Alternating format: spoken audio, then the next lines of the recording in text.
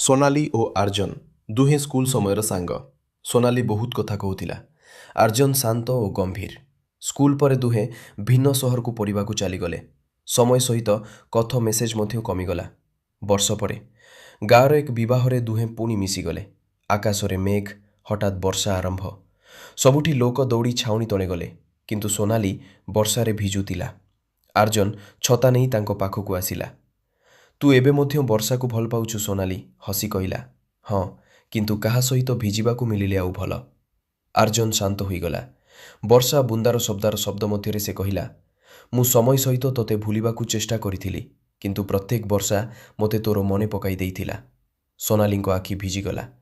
ତାହେଲେ ଏତେ ଦିନ ଚୁପ୍ କାହିଁକି ରହିଲୁ? ଆର୍ଜନ ହସିଦେଲା। ଭୟ ଲାଗୁଥିଲା, ଯଦି ତୁ କହିଦେଉ ମୋତେ ମନେ ନାହିଁ। ସୋନାଲି ଆଗକୁ ଆସି ତାଙ୍କ ହାତ ଧରିଲା। ମୋ ହୃଦୟର ଏକ କୋଣା ସଦା ତୋ ପାଇଁ ଖାଲି ଥିଲା।